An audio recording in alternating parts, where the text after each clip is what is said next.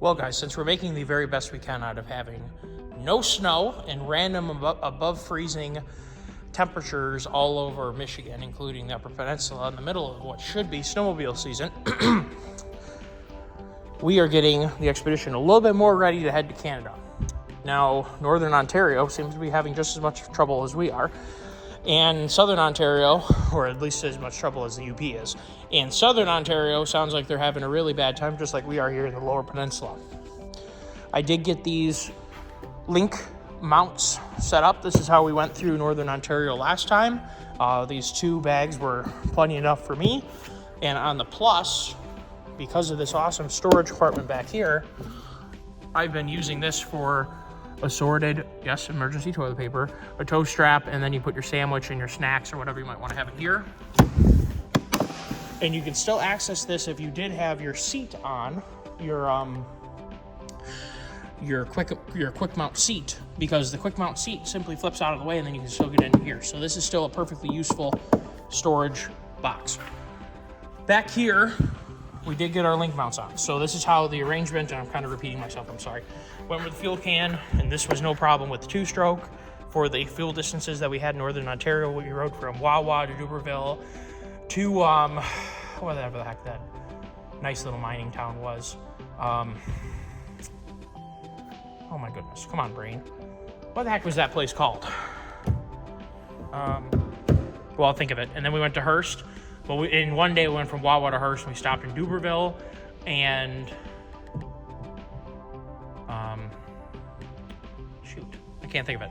But anyway, we went to Hearst, and then we went to Smooth Rock Falls, and we rode up to, I think it's pronounced Abitibi Canyon, or Abitibi, or something Canyon. We took the trail up there, and then we rode back to Hearst, and then we rode back to Wawa. So that was last year's trip. And this extra fuel can was enough for me with the 850, and I imagine it's going to be enough with the 900. No problems there, I imagine. I stored, your extra clothes, and we brought along, you can fit a gallon of oil in here if you want to, or you can bring many quarts, no problems. And then you got enough up here for your clothes, or if you're going to want to have a toiletries bag, I assume, your kind of things that you take when you're going to stay at a hotel room every so often.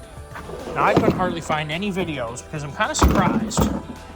Not that there's anything wrong with this setup, but I'm going to make a little bit of a gripe, and you guys come here for a little bit of perhaps owner experience / insight. This mount, I'm imagining these suckers are specifically for different mounts. I know you can get chainsaw mounts and gun mounts and all kinds of really cool stuff for these things. To use your accessories that you have that are spaced for whether you have an MXZ, a Renegade, a Backcountry, or a Summit. As far as I know, the Summit is the same, or a Free Ride. This is your spacing. So this lets you know how much wider. Usually these guys are hanging almost off the side of the tunnel. This gives you an idea how much wider a 20-inch. This is a 20-inch track. They also have the super wide track, the 24-inch track. With how much this thing floats, I'm not really sure I need that. But I'm fascinated. I'm just going to take an aside really quick, because maybe a lot of people don't know this, because I guess, especially before I got into snowmobiling, I didn't know this. How many of you guys are living in northern environments that literally use your snowmobiles in the wintertime, whether it's to go shopping, to go get, food, go trapping, fishing, hunting, to go get your water if you need to, or to go get fuel for your chainsaw or 2-stroke oil. Like, you guys are literally living off these things, and it's a fascinating, everyone lives these different lifestyles, and it's fascinating to me, both the homestead / living remote lifestyle, but then a whole nother level is you guys with bush planes and float planes. You live on islands or something like that, where you have float planes instead of bush planes, but then you got your bush planes too for your land. That's just unbelievably fascinating to me. And obviously I think a lot of us have watched, whether it's the Flying Wild Alaska TV show or the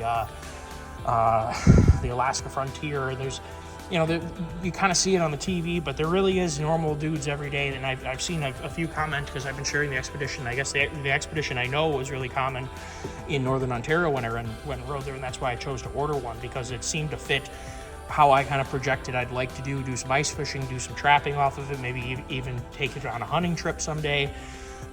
Those kind of adventures, and just in general exploring. And I don't ever pretend to be a photographer, but I mean, think everybody loves taking pictures, I guess is what I'm saying. You go somewhere really cool, you want to savor it in the future. I like to do that too. I kind of see myself doing that, but you learn a little bit more all the different lifestyles you guys live who have, whether it's a Scandic or an Expedition or the other one, the Tundra. It's really fascinating, and I hope if any of you guys are watching this, if you'd lay a comment in, if you guys are kind of living that different kind of lifestyle, and kind of, I guess, comment, you know, what machine do you have, how often are you using it, and what are you using it to go do, and how often do you need to use that machine in order to do those things that you need to live. I'm fascinated by that. I'd love to hear what you guys have to say. It's so interesting. So if any of you guys are watching that, it seems like I have a group of people from Canada and Alaska watching at least the videos on this expedition, and I'm really hoping to hear from you guys. I just would really love to hear about it. So with these mounts, these are really fairly cheap. This part number right here. They come in a 2-pack. Whoopsies. Come on, focus. There you go. 860202482. That's your these fellers that slide into these little tracks. So these little tracks in here are used to set up to be able to use your standard size Linq attachments. Your big box that I'm going to get to right now, and I'm going to awkwardly move this with one hand. It is a fairly big piece of equipment here. Does anybody see something wrong here? Does anybody see something wrong? I'm sorry, but this would have taken 2.25 seconds to say, either we need to make a recess along this outer edge so that you can continue to use your mounts, or we need to lower these mounts down. Now, from what I can tell, these are individual units, these little nice little twisty lockdown guys, and they have 3 bolts holding them, and the nuts are captured down here. So this is totally brainless. What I have already ordered is a strip of 3/4 inch UHMW plastic material, and 3/4 inch is what I measured these things to be approximately. My hope is we're going to space down by cutting out a simple spacer. It appears to be a flat mounting surface from what I can tell, I hope. And we're going to space these little feet down 3/4 inch. And this does line up. It's just that it's floating in here. So sorry, we're floating a little bit. We're going to space this sucker down so that instead of having to remove our Linq attach mounts, so we can quickly go between 135, I think it's 135 liter tote, and I guess you can put a saw over here and then an axe over on the other side. I mean, this thing is fascinating. This is so cool. I hope that we really get to enjoy the capability of this box down the road when we have a little bit of snow come.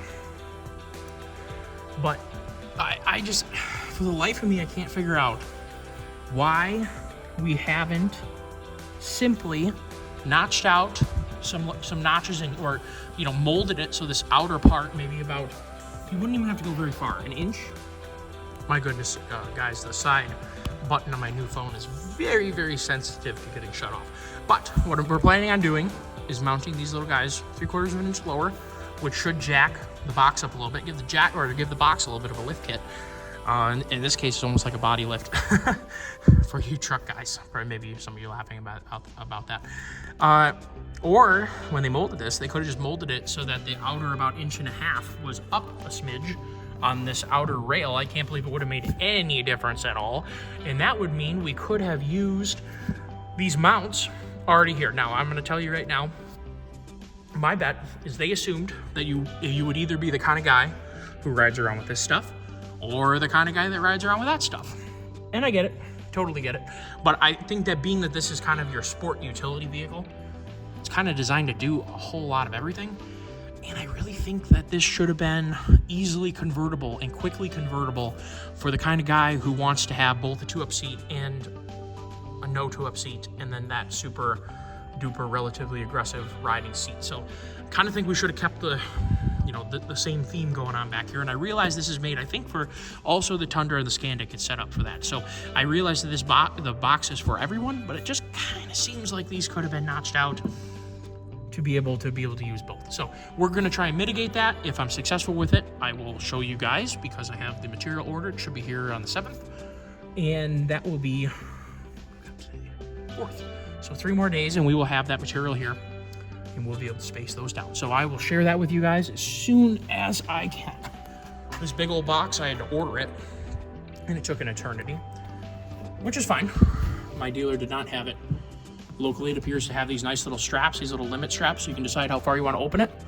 These are the inside of those mounts, which unscrew with the Torx head bit, and it appears to have little tie down spots so you can tie things down here so you don't have things flying all around here and shifting. It comes with these stickers for if you're an American, and yes, I'm an American, so I get to make jokes, that obviously when you put a bunch of weight on the back machine, it wants to wheelie, and obviously you don't want to put children in the back of here, and maybe you don't want to have a fire in the back. So, you know, these, I know I've heard the British make jokes about how the Americans have to have warning signs, and I'm gonna go ahead and make a joke back because that's kind of sad.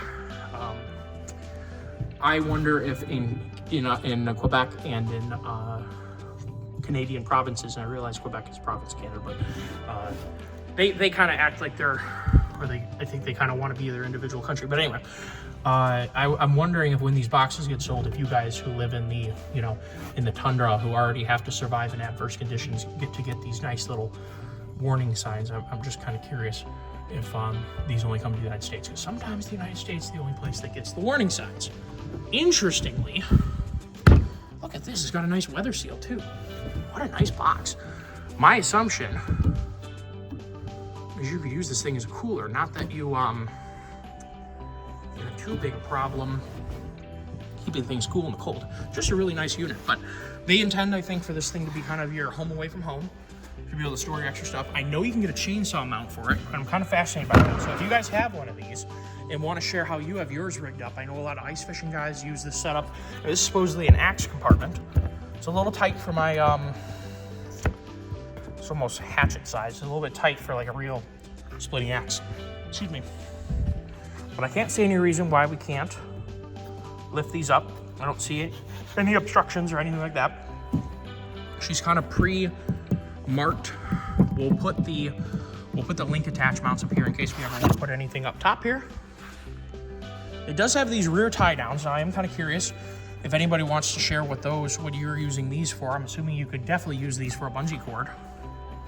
We got some in front? Yeah, we do. Yep, we got some in front. If you wanted to make a mount that had a grabbing function to it, I imagine that would also work too, but I'm assuming these are set up for bungee cords. Super duper cool though. It's a big snowmobile, but at the same time, that's a big box. I absolutely love that. So I'm excited for some adventures. I hope you guys are too. When the weather starts to cooperate, I do intend to go up north and do some exploring with this guy. So we're trying to get this all set up right now. So I want to make a video how I did it because I had a few questions, and I'm going to be honest with you. There's not a whole lot of content being made with the Skidoo Expedition. And based upon the response that I got of me making videos with it, I'm glad that I am, because it seems like a lot of people are curious about it. And I think that is a good thing. This is a really nice snowmobile. It really is a jack of all trades. I would call this a lot like a supercharged Land Rover, like a super sport SUV, or like a Ford Explorer ST, and I realize that would probably be less elite than a supercharged Land Rover, but like an Escalade V, like, you guys know what I'm talking about, a high output sport utility vehicle SUV that is capable in handling, has big brakes. Any of you car guys on here know what I'm talking about. I think this is a super duper cool machine, and I am very lucky, privileged, and happy to be able to have it. And I hope that we get to have a lot of adventures. And you guys who are enjoying these things up north, let me know how they're working out for you. I do know I talked to a very nice fella over in Nova Scotia who runs these things really hard. And, oh, it wasn't Nova Scotia, Newfoundland. What am I even saying? I'll start with an N, I'm sorry. A guy from Newfoundland who does a lot of backcountry related snowmobiling in some elevation. I know that he's had a lot of fun with his, but I know that he's gone through some of the suspension components in terms of braking things and learning the maximum strength of some of those bolts and other connection related pieces down in there. So hopefully we don't necessarily find those. I know he's gapping things and having a really good time. I hope we don't find out the hard way on a few things, but I'm sure that we will find something about some things. It seems to handle really, really well. I already made a video on my first impressions, but I guess since we're here, excellent handling in the front end.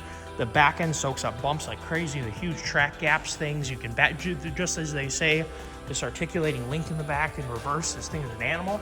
So much of an animal that it just totally ate my rear flap the first time I was out. So that's fantastic.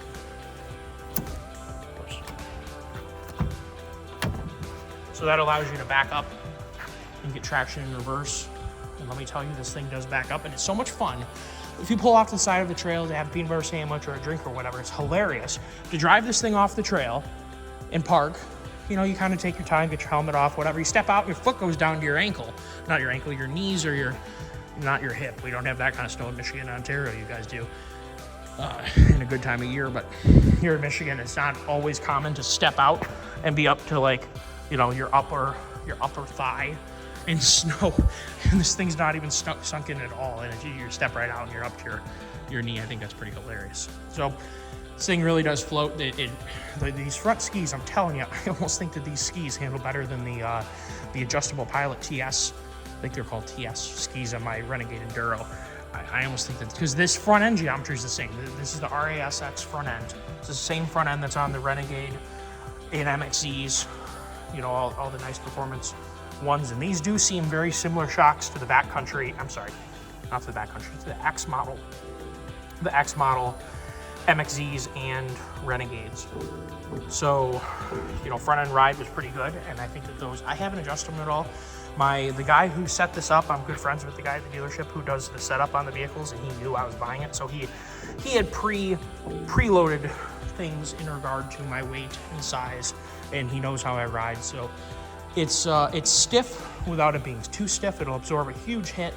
I'm sure I probably bottomed the track out once. I was going to go up one more click on this front, or maybe it's not click. I think that this one is actually a threaded adjuster. It is a threaded adjuster, and there's tons. Oops, sorry guys. There's still a good bit of threading in there, so we're going to go up a little bit more on the preload on that shock. I do have, and I'm not maxed out over here. What am I looking for here? Right there. Am I maxed out? Oh, I did max the rear out. I think I did up there, because I did bottom once on a really big hit, and I did opt to bump up the main spring rate. But I think I'm going to bump up this front as well another little bit. But yeah, this thing is just an awesome, so much fun, just a ride. And I don't really know if you could say the 850 version of this thing has got to be just so much fun too. This is such a fun sled. So I'm glad that there's others besides me showing these off, and I hope that it gets more people to see how much capability we have here, and to be able to have an on-trail sled that has so much awesome off-trail behavior. And I gotta say too, the cooling, having the auxiliary radiator on this thing, what a huge difference. To not have to worry. I'll tell you what, if any of you guys ride like a 137 Renegade or MXZ, I'm sure you guys know that you can have the temperature light come on, especially if you're having to traverse. Let's just say you're in a town and either the snow is really packed, or maybe you're on ice or something like that. You really need to have scratchers, and I hear the back countries are really bad for that too. I think the longer the track gets, the worse it gets. This thing never gets hot. Never, at least that I've seen. And not that I was running it on thin snow, it's just that there were some sections that were, I saw people with ice scratchers down, we'll just put it that way, and I wasn't even considering needing ice scratchers. So hopefully you guys enjoyed the video. I did do a little bit of yip yakking. I just love the orange accents, they're so cool. It says Extreme right here, it looks awesome. So it's the little things, you guys. It's the little things. I like orange. I know a lot of people don't like orange. I like orange better than yellow. So I really like how this stuff looks. Super duper like it. I love this box. I wish they would have thought about, kind of recapping, wish they would have thought about this. Would have been so much easier to just have this thing notched up. But we're gonna try out jacking up those guys in the little pucks of UHMW, and I will let you know how it goes. Everyone take care. Hope you guys are having fun. If you're getting snow in your area, let me know. I promise I won't poach your trails, but if you want to share where you're getting out to ride, I would love to hear it, so that way I can dream that I was out there too. guys have a great day. Take care. Have fun.